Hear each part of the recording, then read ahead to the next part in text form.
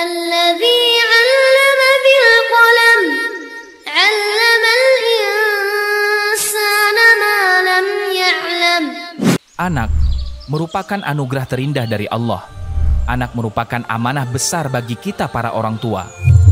Zaman globalisasi yang serba canggih, internet yang semakin merajalela dalam memberikan suguhan di luar kendali kita sebagai orang tua.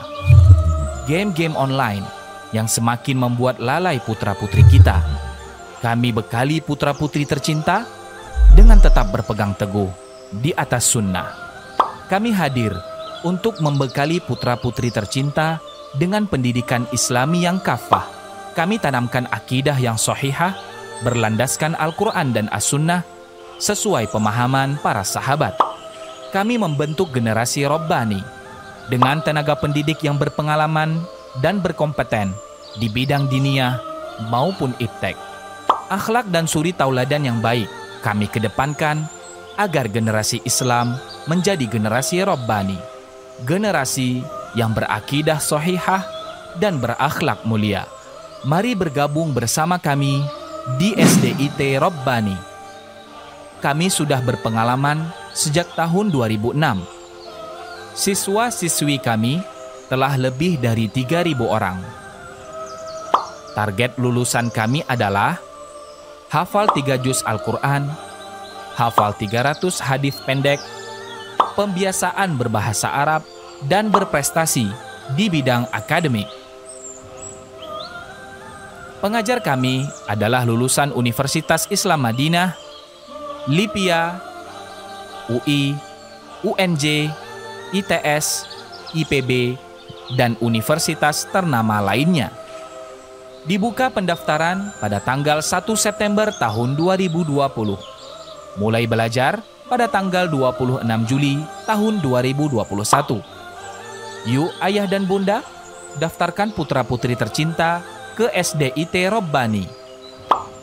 Untuk informasi lebih lanjut, hubungi kami di nomor berikut ini.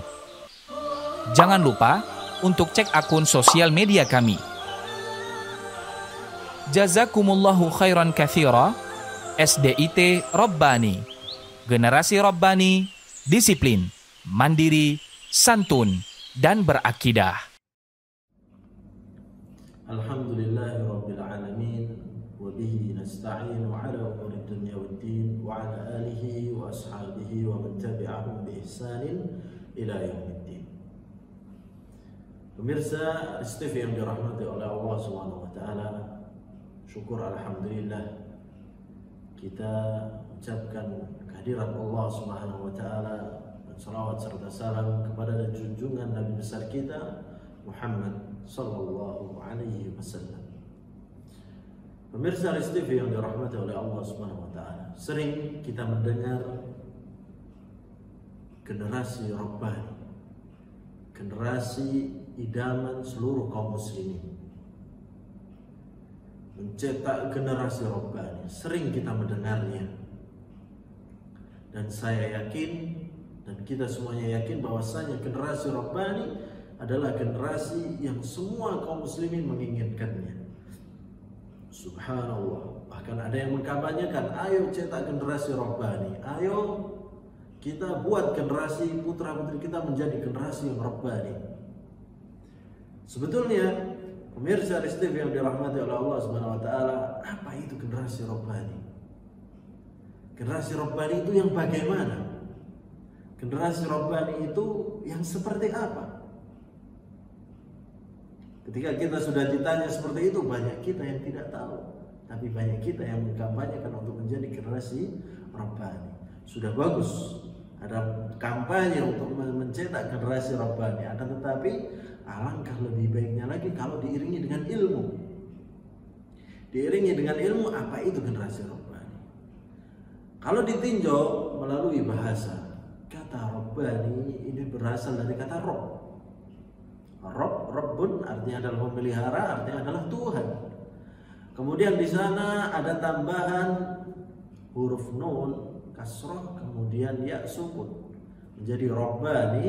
Di situ berarti adalah generasi yang diinginkan oleh Rabb semesta alam ini, Yang bagaimana yang diinginkan oleh Rabb semesta alam ini adalah generasi yang mana generasi tersebut melakukan hal-hal yang diinginkan oleh Rabb semesta alam ini dan menjauhi hal-hal yang tidak diinginkan oleh Rabb semesta ini.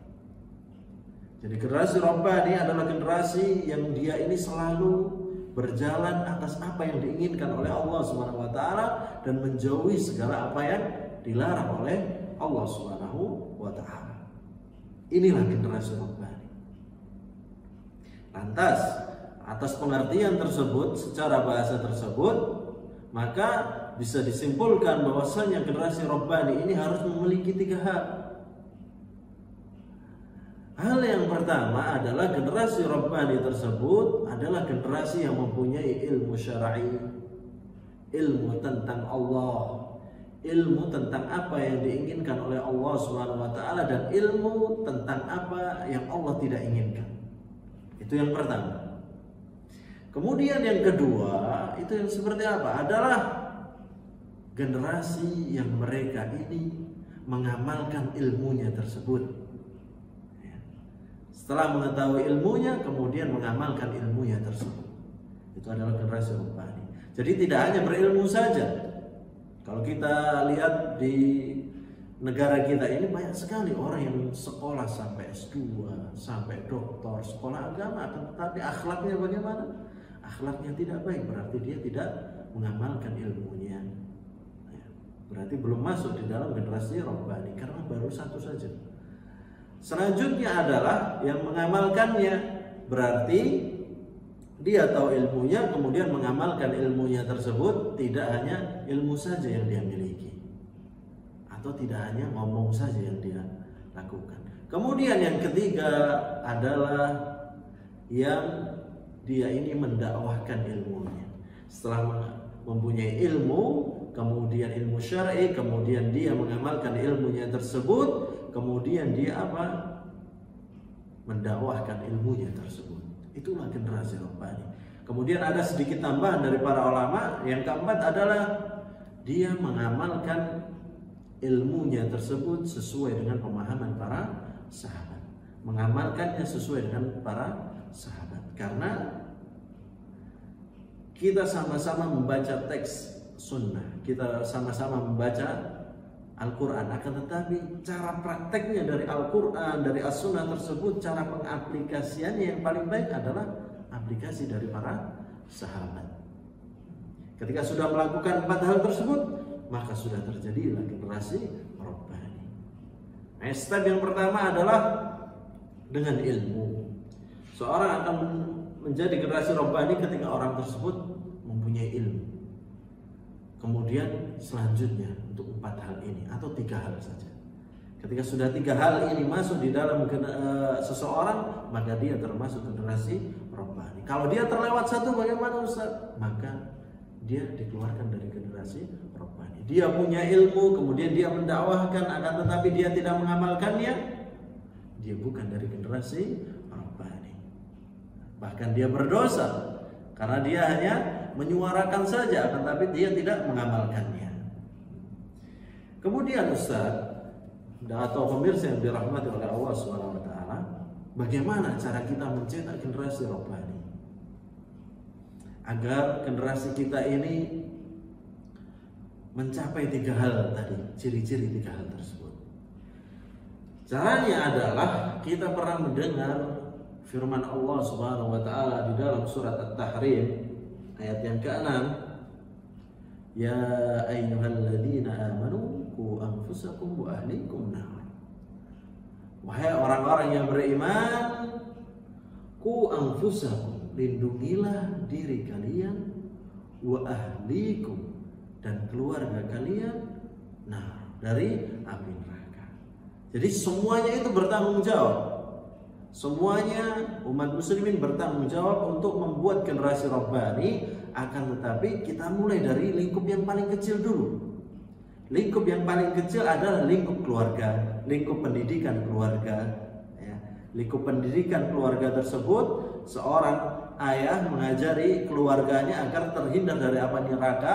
Bagaimana caranya itu? Dengan mengajarkan ilmu-ilmu syar'i. diajari keluarganya, dipilihkan sekolah agama, dipilihkan sekolah yang memang sesuai dengan anjuran dari Rasulullah SAW, yang di sana diajarkan Al-Quran, yang di sana diajarkan As-Sunnah, kemudian juga mengikuti pemahaman para sahabat agar masuk di dalam generasi Rabbani, termasuk dalam ciri-ciri generasi Rabbani. Pemirsa Aris TV yang dirahmati oleh Allah Subhanahu wa taala. Lantas Ustaz, bagaimana saya sebagai seorang keluarga mengajarkan anak saya agar menjadi generasi Rabbani? Apa dahulu yang saya ajarkan kepada anak saya? Yang pertama yang perlu kita ajarkan kepada anak kita semuanya adalah kita ajarkan tauhid. Kita ajarkan untuk putra-putri kita atau keluarga kita untuk mengenal Allah Subhanahu wa ta'ala, untuk mengenal Rabb-Nya, untuk mengenal Tuhannya, untuk mengenal zat yang memberikan dia kehidupan dan zat yang memberikan dia rizki. Kita ajari orang di sekitar kita atau kita belajar bersama untuk mengenal Allah. Apa tujuannya kita untuk mengenal Allah Subhanahu wa ta'ala? Tujuannya untuk kita belajar tauhid itu apa? Kita sudah tahu, ya, bahwasanya tujuan kita hidup di muka bumi ini adalah untuk beribadah kepada Allah. Maka sudah sepantasnya untuk kita mengenal Allah Subhanahu wa taala. Kan tapi ada satu hal lagi yang mana ini penting untuk kita renungkan. Kita sebagai manusia ini adalah makhluk yang lemah. Kita tidak bisa melakukan segala hal sendirian. Bahkan kita mencap diri kita sendiri sebagai makhluk yang sosial, yang dalam artian kita sedikit-sedikit membutuhkan bantuan orang. Kalau tidak ada orang atau tidak ada orang di samping kita, kita kesepian. Itulah. Dan kita juga tahu tidak semua orang itu mau kita mintain bantuan. Tidak semua orang itu mau jika kita meminta bantuan. Bahkan ada yang menolak atau bahkan tidak mampu, karena manusia itu terbatas kemampuannya. Akan tetapi ketika kita meminta Allah, maka Allah akan membantu kita semuanya dalam segala hal. Yang Allah lihat itu baik untuk hambanya, maka Allah akan bantu hambanya tersebut. Dengan kita mempelajari tauhid, dengan kita mempelajari bagaimana kita mengetahui Allah Subhanahu wa taala, kita akan tahu jamaah apa yang diinginkan oleh Allah Subhanahu wa taala. Dan kita akan tahu apa yang tidak diinginkan oleh Allah Subhanahu wa taala. Dengan begitu, kita akan memilih untuk melakukan hal-hal yang baik. Kita lakukan hal yang baik untuk apa? Untuk dekat kepada Allah Subhanahu wa taala. Untuk mendapatkan ridho Allah Subhanahu wa taala. Setelah kita mendekatkan diri kepada Allah dan kita sudah dekat kepada Allah dan kita juga sudah mendapatkan ridho dari Allah Subhanahu wa taala, maka apa yang terjadi? Allah akan bukakan rahmatnya selebar-lebarnya kepada kita dan Allah akan bantu kepada kita semuanya. Itu salah satu faedahnya kita mempelajari ilmu tauhid. Dan tentunya dengan kita belajar ilmu tauhid, kita tahu ilmu tauhid, kita amalkan ilmu tauhid tersebut, kita akan selamat di dunia dan di akhirat.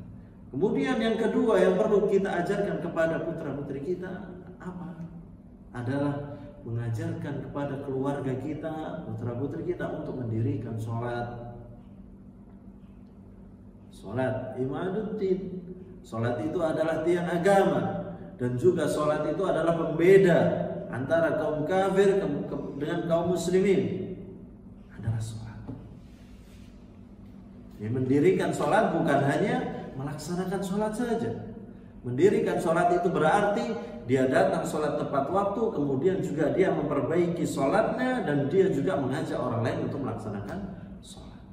Bukan hanya sekedar dia menjatuhkan kewajiban dia saja. Ini ada salah berpikir di masyarakat kita.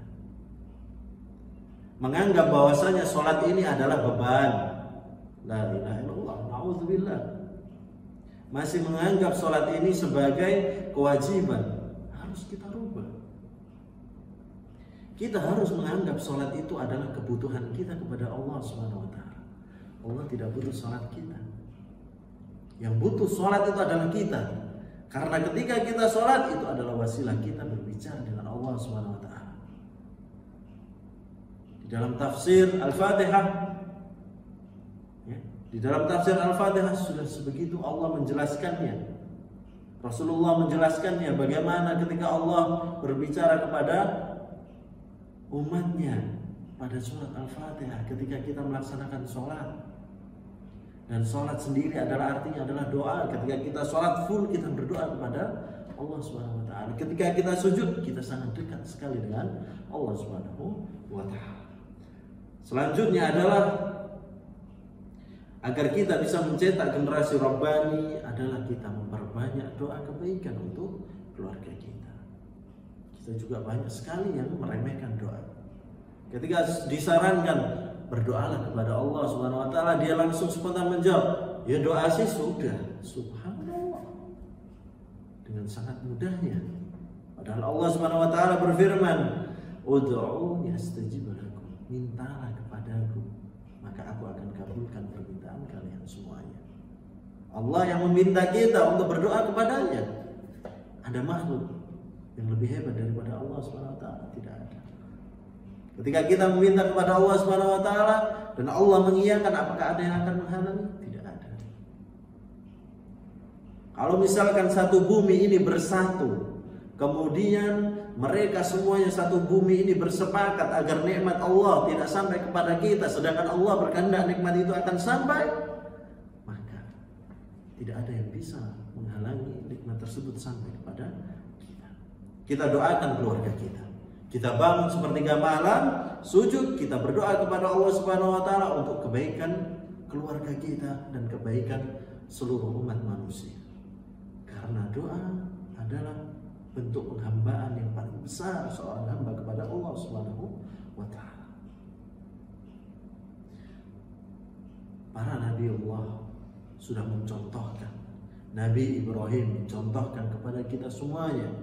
Nabi Ibrahim mencontohkan kepada kita semuanya. Nabi Ibrahim mendoakan keluarganya, berdoa kepada Allah Subhanahu wa Ta'ala di dalam surat Ibrahim ayat 40. Nabi Ibrahim berkata, Rabbi ja'alni muqimas shalah wa min dzurriyyati rabbana wa taqabbal du'a.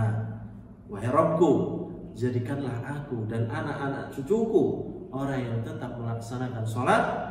Wahai Rabb kami, kabulkanlah doa kami. Kemudian juga Nabi Ibrahim juga berdoa kepada Allah Subhanahu wa Ta'ala, Rabbighfirli wa liwalidayya wa lil mu'minin yauma yaqumul hisab. Wahai Rabb kami, ampunilah aku dan kedua orang tuaku dan semua orang yang beriman pada hari diadakan perhitungan, yaitu pada hari kiamat. Kaum muslimin yang dirahmati oleh Allah Subhanahu wa Ta'ala, terus berusaha untuk mencetak generasi Rabbani, untuk mencetak generasi yang terbaik, untuk mencetak generasi yang memang diridhoi oleh Allah Subhanahu wa Ta'ala. Wassallallahu ala nabiyyina Muhammadin wa ala alihi wa ashabihi wasallam. Wassalamu alaikum warahmatullahi wabarakatuh.